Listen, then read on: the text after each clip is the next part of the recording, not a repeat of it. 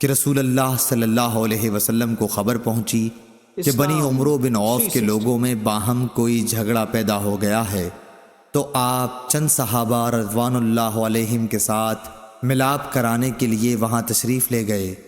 رسول اللہ صلی اللہ علیہ وسلم ابھی مشغول ہی تھے کہ نماز کا وقت ہو گیا، اس لیے بلال رضی اللہ عنہ نے حضرت ابو بکر رضی اللہ عنہ سے کہا کہ رسول اللہ صلی اللہ علیہ وسلم ابھی تک تشریف نہیں لائے، ادھر نماز کا وقت ہو گیا ہے، کیا آپ لوگوں کی امامت کریں گے؟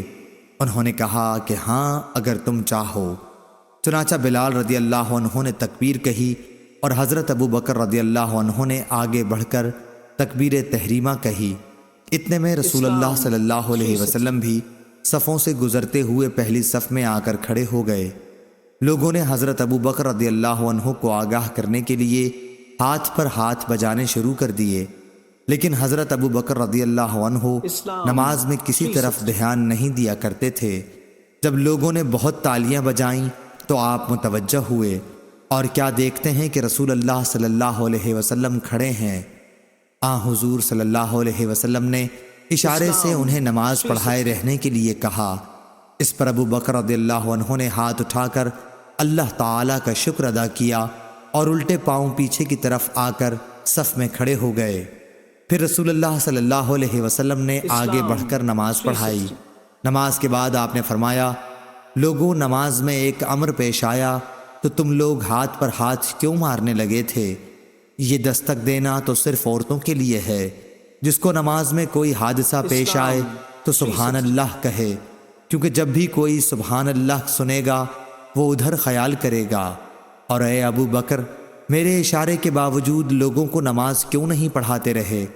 ابو بکر رضی اللہ عنہ نے عرض کیا کہ بھلا ابو قحافہ کے بیٹے کی کیا مجال تھی کہ رسول اللہ صلی اللہ علیہ وسلم کے آگے نماز پڑھائے۔ صحیح بخاری حدیث نمبر 1234۔ صلی اللہ علیہ وسلم نے ظہر یا عصر کی نماز پڑھائی۔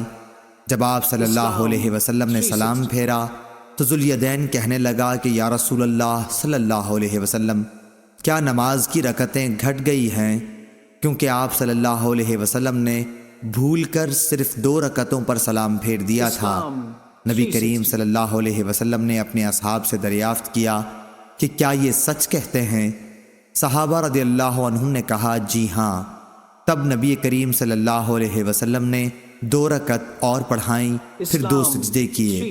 سعد نے بیان کیا کہ عروہ بن زبیر کو میں نے دیکھا کہ آپ نے مغرب کی 2 رکعتیں پڑھ کر سلام پھیر دیا اور باتیں بھی کیں، پھر باقی 1 رکعت پڑھی اور 2 سجدے کیے، اور فرمایا کہ نبی کریم صلی اللہ علیہ وسلم نے اسی طرح کیا تھا۔